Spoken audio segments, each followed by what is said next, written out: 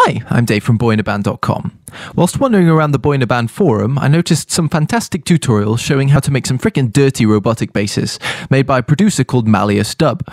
I asked him if he wanted to show you guys a bass I really loved from one of his recent releases, and thanks to his obliging nature, here it is, the first BIAB guest tutorial. Before you begin, make sure you initialize all the devices as you go along, or alternatively, go Edit, Preferences, and hit this little checkbox here that says Load Default Sound and New Devices, which will turn that off and make sure everything you create is automatically initialized. Take it away, Malleus. Hey guys, Malleus here, and today I'm going to be showing you how to make a transforming robotic dubstep bass. When we're done, it should sound a little bit like this. And you will be able to change the LFO rate, a couple of filters to make it sound like it's transforming forwards, backwards, or different directions, however you want. I'll explain a little bit more of that later on when it's done. So right now, let's go ahead and get started. Open up a new Reason file. And if you don't already have a mastering suite and a mixer in, go ahead and insert those.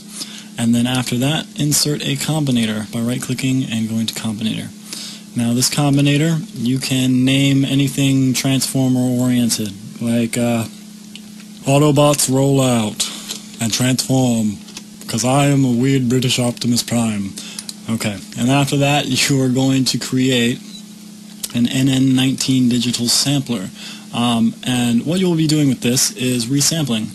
In a previous tutorial of mine, I actually explained resampling in Reason a bit more in depth and how to do so, and for this tutorial I'm kind of skipping those steps. Instead, I'm giving you a download WAV file of a already resampled bass line I made a while ago.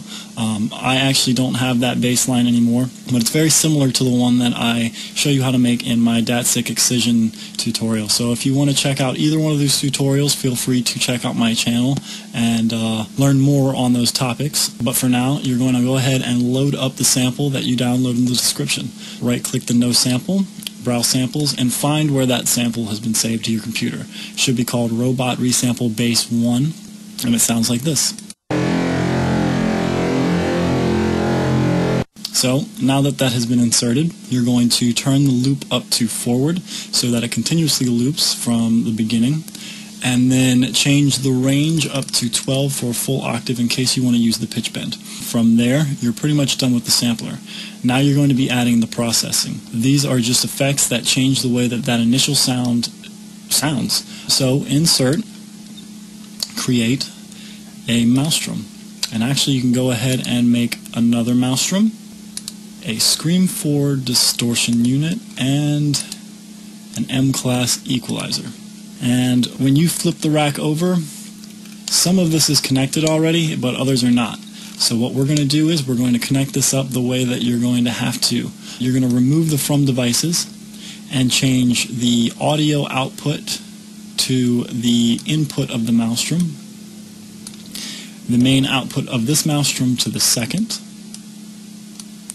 and then these should be connected correctly, and then the output of the equalizer up to the from devices.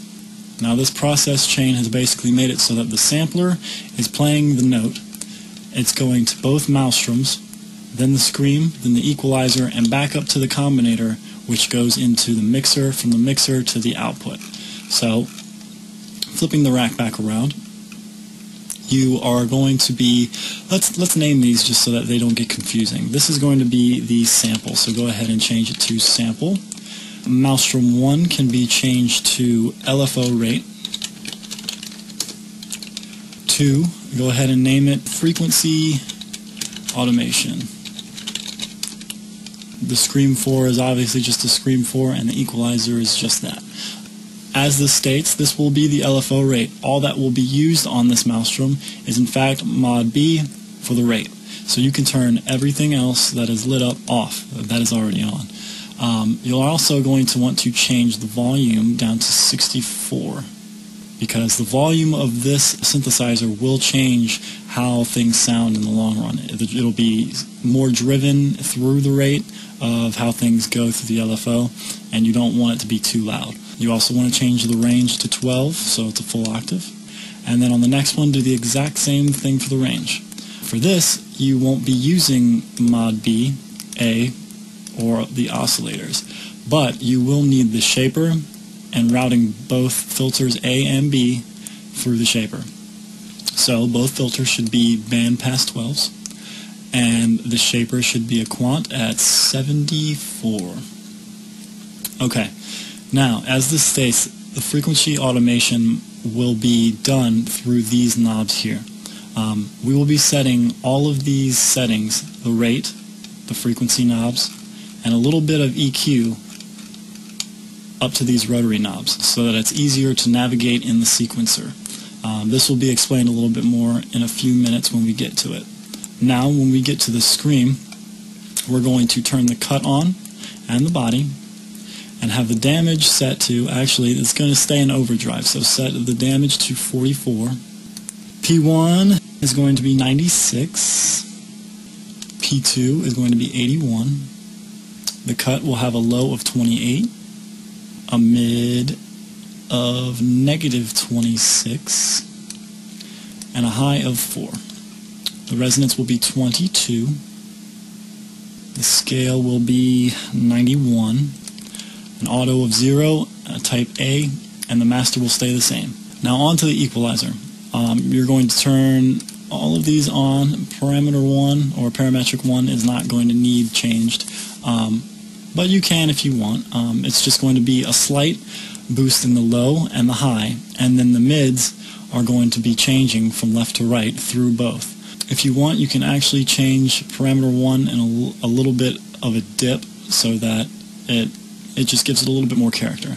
So you're going to change the frequency to the left here, turn the gain up just a tad for a boost, the high all the way to the right, bring it up for a boost, and then param 1 you're going to bring down and extend the Q a bit.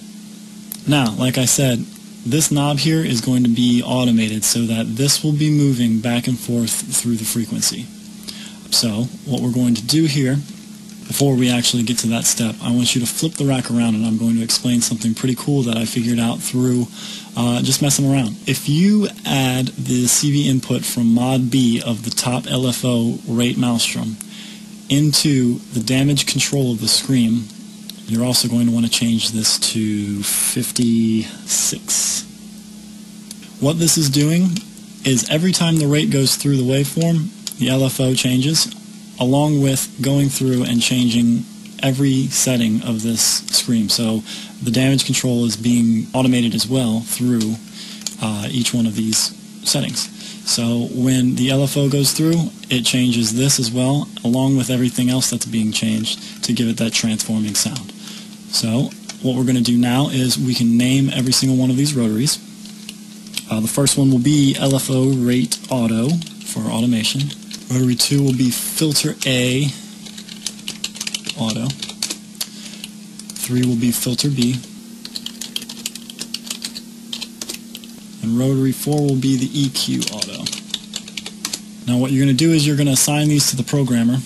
So open your programmer and go to the LFO rate, rotary 1. LFO rate is labeled because we have named this first maelstrom LFO rate. That's going to make things easier whenever you're trying to keep things in order. So LFO rate, rotary 1, modulator, B rate. So that has changed this knob to automate this. Every time this moves, so does that. So we'll put it down and it's down. Moving on to the frequency automation, which is this here. We're setting these two knobs to rotary 2 and 3. So frequency automation, rotary 2, filter A frequency, rotary 3, filter B frequency. Then the EQ auto, select your EQ, rotary 4, effects, parametric 2 frequency. And that is setting this frequency knob to this rotary knob. Pretty simple, huh? Okay. Well, now you're pretty much set up your combinator completely. Now, when you play it, it should sound a little like this. And you can change the LFO to this. Pretty cool. But that's not it. What I've done is In one of my tracks, when I showed you the sample at the beginning of the video, which sounded like this, it does indeed sound like it's transforming. That is from one of my newer songs that I posted on my channel. It's also on my SoundCloud. Actually, I'll bring that up for you and I'll play you what it sounds like in the mix.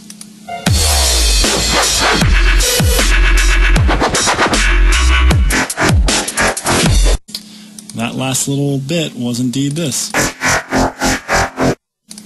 So, in order to get that transforming sound, if you notice when this is played, each one of these knobs changes. So this is set to the rate knob, and these two frequency knobs are set to these, and the EQ is set to this knob. So all of these change within the sequencer.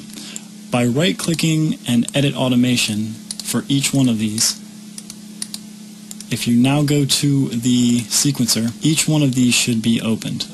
Pitch bend has also been opened for this one because I right-clicked the pitch wheel and edit automation, and that brought one up here as well because I've made another example for later. Rotary 1 I have set to the setting of 98, which is actually 3/16, and then the filter A will start up here, and these lines basically give you a good example of where things should be set up at.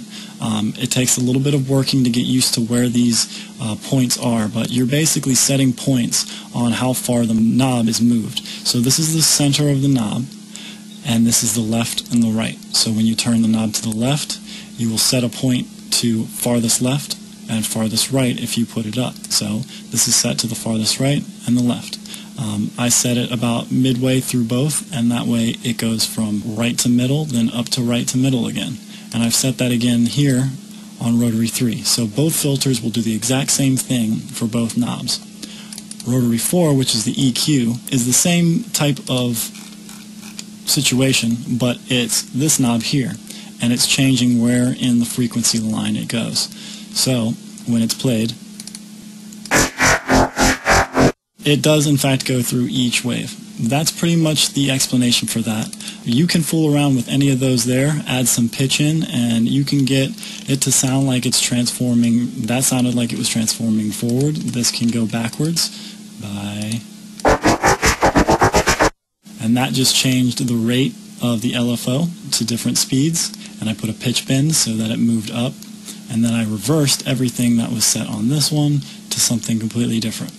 So I hope you have fun with this. I want to thank Dave again for the opportunity to do this tutorial, and I hope you guys like what you see. If you do, go ahead and check out my channel, subscribe, like this video, like my videos, and check out more. I'm always putting more up, and I'm glad that some of these have helped out people in the past. Hopefully it'll help out a lot more in the future. So back to you, Dave. Now that's a quality bass. Not only can you make frickin' intense robotic dubstep, but I also found that you can make this. Totally appropriate. So, check out Malleus's channel here. For that tutorial on resampling he mentioned, click here. And then for the other one on making the excision style bass, which I absolutely recommend, click here. If you know any producers who you think should be featured in a guest tutorial, or if you've made some tutorials yourself and would like to feature in a future guest tutorial, let me know in a comment or in the Boy in a Band forum. Cheers for watching, you guys, and have a nice day!